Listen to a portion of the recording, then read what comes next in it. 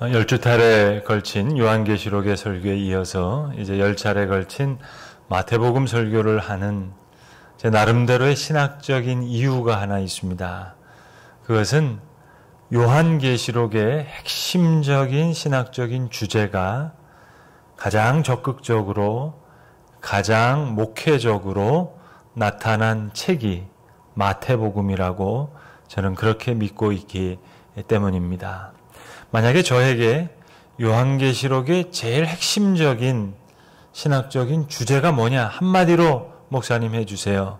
그렇게 물으신다면 저는 사랑의 하나님, 공의의 하나님이 마치 타원의 구조 속에 있는 두 중심축처럼 나타나 있는 어떤 듀얼, 이 둘은 아니고 그렇다고 해서 하나도 아닌 이 사랑의 하나님과 공의의 하나님, 이것이 요한계시록의 핵심 신학적인 주제라고 저는 그렇게 얘기하겠습니다.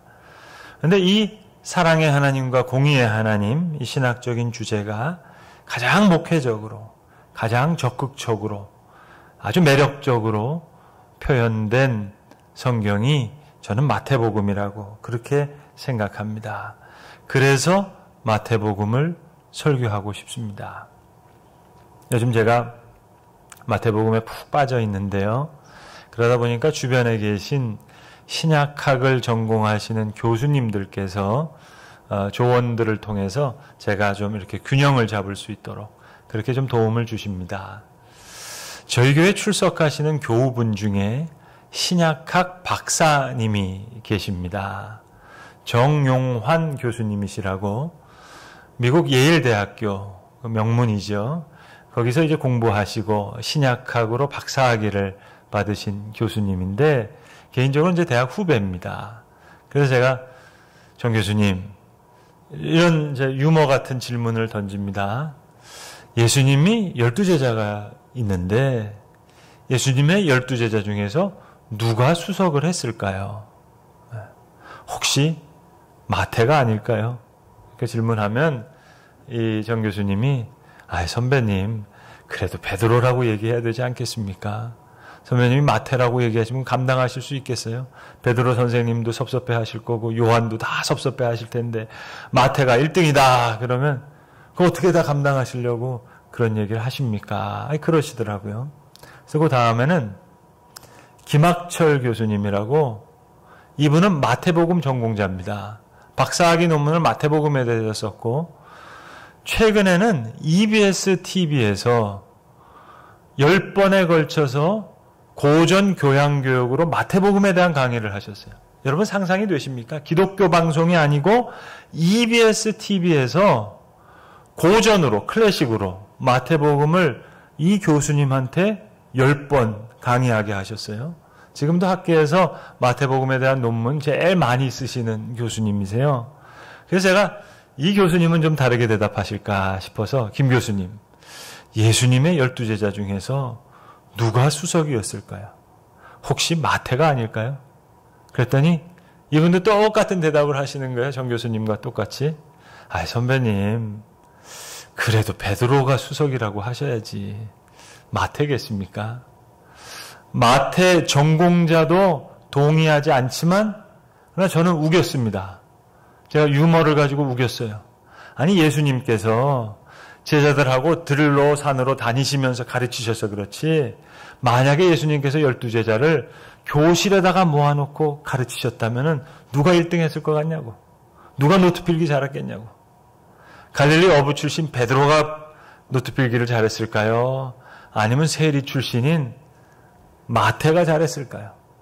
만약에 시험을 치렀다면 물론 젊은 요한은 가장 창의적이고 창조적인 답안지를 냈겠지만 기말고사에 선생님 말씀 제일 충실하게 성실하게 소화한 모범 답안지는 아마도 마태가 내지 않았을까요? 그렇게 제가 유머처럼 그렇게 얘기했습니다.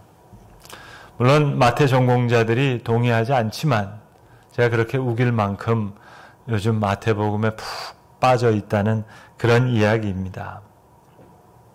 여러분 성경책 중에 왜 혹시 예수님이 하신 말씀은 직접 빨간색으로 인쇄되어 있는 그런 성경 갖고 계신 분 계세요? 한번 봐보세요, 여러분. 마태복음. 완전히 새빨갑니다. 다 예수님이 하신 말씀으로 가득 차 있습니다. 마태복음 거의 빨간색이에요. 아니, 예수님이 하신 말씀을 어떻게 이렇게 주제에 맞춰서, 움직임에 맞춰서, 진행 방향에 맞춰서 착착착착 일관되게 그렇게 이야기할 수 있을까?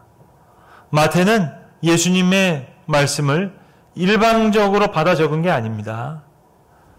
하늘과 땅이라는 마태만이 가지고 있는 독특한 신학 개념으로 예수님의 말씀을 완전히 소화해서 복음의 이야기를 우리에게 다시 들려주고 있습니다.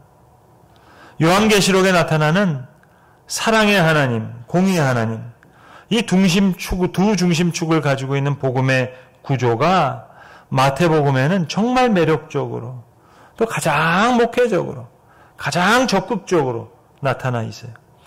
살인하지 말라 하는 말을 너희가 들었지만 욕하는 사람도 살인하는 사람이다. 그러니까 공의의 하나님이 아주 최대치로 그렇게 강조되는가 하면 10,000달란트 빚진 사람 다 탕감해주는 용서의 하나님의 모습이 함께 나옵니다. 그러니까 이 두 가지가 다 적용된 게 마태복음이라고 보여져요. 그런데 이 마태의 세계관은 너무나 독특합니다. 듀얼 구조 같아요. 둘은 아니고 또 하나도 아니에요. 그러니까 하늘에 보물을 쌓아두라 했지만 땅을 무시하지 않아요. 하늘과 땅 두 개 중에서 어느 한쪽만 선택하는 게 아니라, 그러니까 예컨대 하늘에 보물을 쌓아두라 했는데 그 행위는 땅에서만 가능해요. 그러니까 마태가 가지고 있는 이 하늘과 땅의 관점, 이 둘 사이의 연결고리, 이건 마치 듀얼, 타원에 있는 두 중심축과 같이 사랑의 하나님, 공의의 하나님이 두 분 하나님이 아니시잖아요. 한 분 하나님이신데 이 두 개의 하늘과 땅에 대한 관점이 매우 독특합니다. 그러니까 이제 기독교 신앙이 처음 생겼어요. 이 기독교 신앙을 처음 가지고 이 땅에서 살아가야 되는 첫 믿음의 무리들에게 목회자 마태가 엄청난 철학적인 신학으로 제시한 말씀, 이것이 마태복음이 아닌가. 이게 제가 기본적으로 바라보는 마태복음의 구조입니다. 그래서 오늘 다시 마태복음을 설교하고 싶은 거예요. 마태복음은요, 읽으면 읽을수록 다른 복음서와 다르게 더 교회적이고 더 목회적이에요. 우리가 외우는 주기도문도요, 이거 마태복음판이에요. 다른 복음서에 나오는 주기도문은 우리가 외우는 주기도문과 좀 달라요. 에클레시아, 교회라는 단어도 마태복음에 떡하니 등장하고요. 아주 철저하게 너희는 이렇게 들었으나 나는 너희에게 이렇게 얘기한다. 유대교 율법과 복음을 비교해 주시면서 마치 교리 문답처럼 자세하게 가르쳐주는 그런 느낌도 들고요. 그런데 다른 복음서와 비교했을 때 무엇보다도 마태복음의 가장 두드러진 내용적인 특징은 마태복음은 예수님의 설교를 강조하고 있습니다. 물론 다른 복음서에서도 예수님의 설교가 나오죠. 근데 마태복음이 소개하는 예수님의 설교는 좀 달라요. 마태복음을 쭉 읽다 보시면 예수께서 입을 열어 가르쳐 이르시되 라고 하는 문구가 딱 5번 나옵니다. 그리고 길게 예수님의 설교를 말씀하신 후에 예수께서 이 말씀을 마치심에 하는 마무리하는 구절이 각각 5번씩 나와요.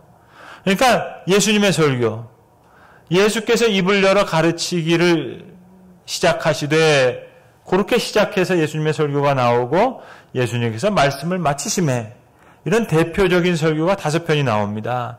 그 외에도 예수님이 질문하고 대답하고 예수님이 이르시되 수많은 말이 나오지만 요 딱 시작하는 문구와 종교라는 문구가 나오는 설교는 5편의 설교예요. 이게 차례대로 등장합니다. 그러니까 시작 문구와 종결 문구를 동일한 문구로 가지고 있는 5편의 설교. 이게 결국은 마태복음의 신학의 핵심이 여기 들어가 있다 하면 되겠죠. 이것이 우리가 마태복음을 읽을 때 놓쳐서는 안 되는 중요한 핵심 포인트입니다. 그럼 이 5편의 설교가 뭐냐?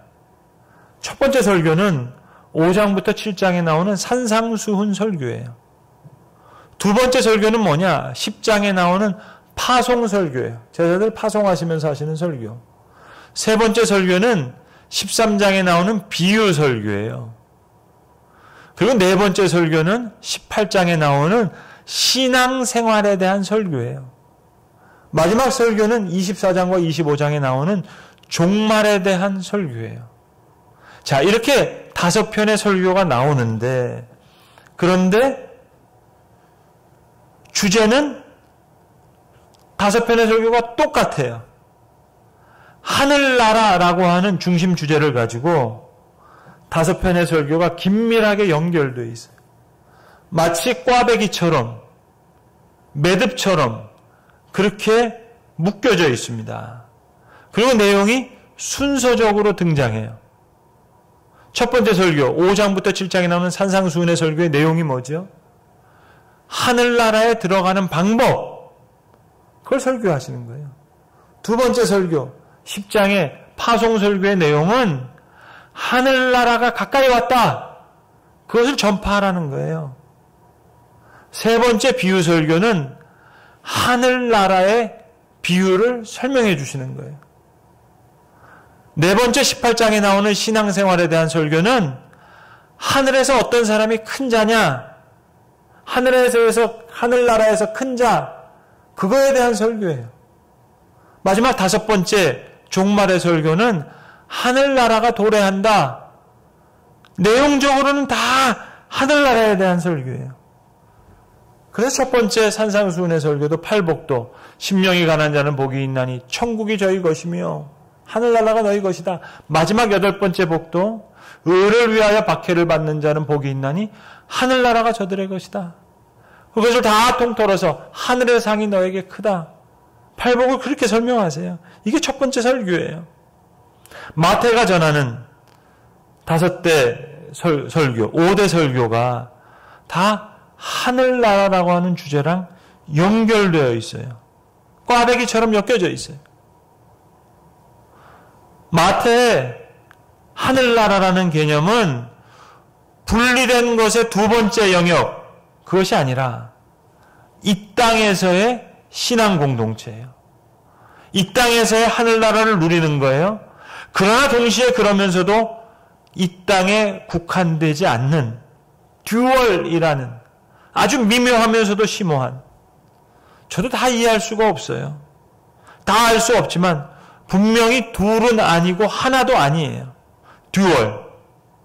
뭔가 여기에 대한 깊은 이해에 이르러야 마태가 이야기하고자 했던 그것을 제대로 이야기하지 않을까 하는 것이 제 생각입니다. 예수님의 5편의 설교를 이렇게 읽다 보면은요, 천국에서 뭐 굳이 이렇게까지 지침을 내릴 필요가 없는 것 같은데 지침을 자세히 내려주시거든요. 그러나 그것이 이 땅에서의 신앙생활에 국한되고 있다고는 볼 수 없는 뭔가 다른 그런 천국 공동체의 이야기예요. 그러니까 결국은 하나의 움직임인 것 같아요. 제가 관찰하고 싶은 것은 1장부터 28장까지 나오는 어떠한 움직임이 있지 않을까. 이 땅에서부터 하늘로 향한 어떤 방향성, 움직임, 천국을 향해 나아가는 공동체로서 그것이 마태가 궁극적으로 가지고 있었던 목회적인 관심, 신학적인 관심이 아니었을까. 그게 제 생각입니다. 마태복음 맨 마지막에 보시면 28장 20절이죠. 그러므로 너희는 가서 모든 민족을 제자로 삼고 아버지와 아들과 성령의 이름으로 세례를 베풀고 내가 너희에게 분부한 모든 것을 가르쳐 지키게 하라. 부활하신 예수님의 나중 모습이요, 각각 복음서마다 다 다른데 마태는 부활하신 예수님께서 제자들에게 권세를 주시면서 권위를 베풀어 주시면서 이렇게 너희에게 분부한 바를 가르치고 지키라. 그런 말씀으로 마태복음이 끝납니다. 헬라어 원어로 보시면은요, 에네테일라멘이라는 말은 완료형이에요. 되게 드문 표현입니다. 원래는 완료형을 잘 안 써요. 지금도 이야기하는 걸 다 포함한 말씀을 다른 복음서에 쓰는데 마태복음에는 완료형으로 표현하거든요. 여기서 분부하다 한 그 말은 조금 더 그거보다는 말한, 그것이 좀 가까운 표현이라 하겠습니다. 에메텔라멘, 그리고 휘민, 너희에게, 곧 제자들에게 5편의 설교, 제자들에게 말씀하신 거거든요. 특별히 호사라고 하는 유사관계 대명사라고 하는데요. 이 유사관계 대명사는 영어에도 없어요. 독일어에도 없어요. 한국어에서도 없는 개념인데 유사관계 대명사라는 건 뭐냐면 불특정한 무엇을 의미한다기보다 말하는 자가 이미 했던 말, 단수형이 아니고 복수형이거든요. 그러니까 문맥상으로 보면 제자들의 권위를 세워주면서 문맥상으로 제자들에게 이미 말씀하셨던 그 5편의 설교를 지칭한다 할 수 있어요. 그러니까 마태의 예수님의 5편의 설교는 독점적인 권위를 부여받아요. 가르치고 지켜야 할 그 내용 5편의 설교로 제한돼요. 이게 제자들에게 남겨진 소명이에요. 이것을 너희가 가르치고 지키면 내가 세상 끝날까지 너희와 항상 함께 하시겠다는 말씀이에요. 땅에서부터 하늘을 향해 움직이는 신앙 공동체가 핵심적으로 붙잡아야 될 내용이 5편의 예수님의 설교예요. 마태복음을 전체적으로 보면은요, 2가지 움직임이 보이는데요. 하나는 지리적인 움직임이고 하나는 내용적인 움직임인 것 같아요. 지리적인 움직임은 예수님께서 움직이세요. 갈릴리로부터 예루살렘을 향해 가세요. 요한복음에 가서 보시면 예수님이 예루살렘을 3번 왔다 갔다 하시는데 마태는 그렇지가 않아요. 갈릴리에서부터 예루살렘을 향해서 가시는 예수님의 모습이에요. 4장부터 18장까지는 갈릴리에서 행하셨던 예수님의 모습이 있고 19장부터 20장까지는 갈릴리에서부터 예루살렘으로 향해 가시는 도상에서 있었던 일이고 21장부터는 이제 예루살렘에 들어가셔서 십자가를 지시고 부활하시는 그 이후에 이루어졌던 일들이 쭉 나옵니다. 이 예수님의 지리적인 움직임과 함께 내용적인 움직임은 신앙 공동체가 땅에서부터 하늘로 향해 움직이는 어떤 그런 뭔가의 움직임이 있는 것 같아요. 저는 이 이야기가 마태가 내심 우리에게 들려주고 싶었던 이야기가 아닌가 하는 그런 생각이 자꾸 듭니다. 오늘 설교의 제목이 하늘 백성입니다. 하늘 백성의 이야기예요. 평생 마태복음을 연구하는 세계적인 학자들 가운데요, 미국, 영국, 독일, 또 우리 한국 학자들을 포함해서 마태의 공동체와 관련된 논문들이 1920년대부터 60년, 50년대 이후부터는 더 많이 나오는데요. 어떤 학자는, 스탠델이라는 학자는 The School of St. Matthew 이런 제목의 책도 썼어요. 이게 학파가 아니었을까? 이런 책도 써요. 학문적인 공동체가 아니었을까? 너무 철저하게 그 유대교 율법과 대별되는 기독교 신앙을 잘 정리해서 얘기하니까는요. 그러니까 학자들이 여기에 대한 관심이 참 많습니다. 사실 정보는 제한되어 있거든요. 이 마태복음을 처음 받았던 그 수신자 공동체가 어떤 공동체였는가? 그건 사실 볼 수 있는 정보는 되게 작아요. 근데 그럼에도 불구하고 학자들이 관심 갖는 이유는 이 높은 수준의 신학적인 전망을 가지고 있는, 이 높은 신앙적 윤리를 받아들였던 그 신앙의 공동체는 과연 어떠한 사람이었을까? 이게 너무 궁금한 거예요. 그래서 학자들끼리 서로 논쟁을 합니다. 아마도 이 마태의 공동체는 어떤 사람은 정착한 공동체였을 거다. 어떤 학자들은 아니다. 방랑하는 공동체였을 것이다. 어떤 학자들은 주변부의 어떤 그런 사람들이었을 것이다. 아니다. 자발적인 주변부의 사람이었을 것이다. 어떤 학자들은 아니다. 대안적인 공동체를 가진 사람이었을 것이다. 적어도 AD 70년에 성전이 무너지고 나서 사두개파가 다 무너졌을 때 그들이 바리새인들하고는 이런 관계를 맺었을 것이고 회당과는 이런 관계를 맺었을 것이고 여러분 왜 이렇게 마태 공동체에 관심을 가질까요? 왜 학자들이 이런 연구에 전력을 기울일까요? 사실 이거를 알려줄 수 있는 정보는 적거든요. 그런데 이 복음서 뒤에 존재했던 공동체는 어떤 공동체였을까? 너무 수준이 높은 이 말씀을 받고 있는 그 사람들이 누구였을까? 이런 궁금증이 학문적 토론의 거친 바다를 가로지르면서 오늘도 저명한 학자들이 그걸 규명해 보려고 많은 논문들을 쏟아내고 있습니다. 전이 마태의 신앙 공동체를 첫 번째 하늘 백성이라고 부르고 싶어요. 오늘 우리가 읽은 본문도 한번 보세요. 얼마나 높은 고매한 신앙적인 전망을 이야기하고 있는지. 그들의 열매로 그들을 알지니 가시나무가 포도를 또는 엉겅퀴에서 무화과를 따겠느냐. 너무 높은 수준의 말씀을 받고 있잖아요. 도대체 이 신앙의 무리는 어떤 무리였을까 궁금하죠. 이와 같이 좋은 나무마다 아름다운 열매를 맺고 못된 나무가 나쁜 열매를 맺나니 좋은 나무가 나쁜 열매를 맺을 수 없고 못된 나무가 아름다운 열매를 맺을 수 없느니라. 그러면서 높은 차원의 신앙적 윤리를 설파해요. 아름다운 열매를 맺지 아니하는 나무마다 찍혀 불에 던져지느니라. 엄청난 말씀 아니에요? 대단한 말씀 아니에요? 이러므로 그들의 열매로 그들을 알리라.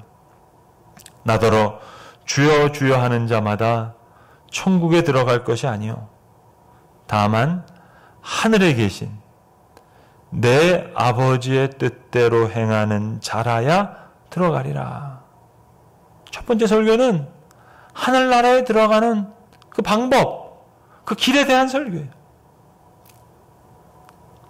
저희 교회 한 교우분이 지난주일 제 설교를 들으시고 저에게 아주 진지하게 물으셨습니다. 긴 대화를 했습니다. 목사님, 지난주일 목사님 설교를 전 정말 초집중해서 들었습니다. 토시 하나 놓치지 않고 완전히 집중해서 들었는데 하시면서 두 가지 질문을 하시는 거예요. 첫 번째 질문은 이겁니다. 근데 목사님 설교 중에 하늘나라 이야기를 하시면서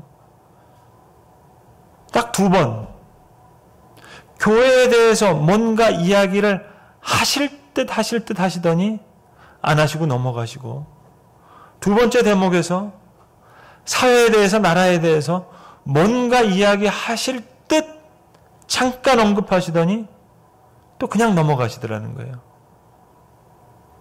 근데 목사님, 예수님도 성전에 가셔서 돈 바꾸는 사람들 상을 뒤집어 엎으시고 독사의 자식들아 회칠한 무덤 같구나 하셨는데 그러면 뭐라고 이야기하셔야 되는 거 아닙니까? 이 첫 번째 질문을 가지고 먼저 대화를 나눴습니다. 복음이란, 여러분 복음이 뭐죠? 예수님이 행하신 일, 예수님이 말씀하신 바, 그게 복음이죠. 그러니까 복음의 핵심 뭡니까? 하나님이 사람이 되셨어요. 그리고 십자가를 지셨어요. 그리고 부활하셨어요. 여기에 무궁무진한 복음의 메시지가 있어요. 그런데 우리는 주변 복음, 변두리 복음에 마음 뺏길 때가 많아요. 왜? 예수님 병자도 고쳐주셨잖아요. 오병이어로 5,000명을 먹여주셨잖아요.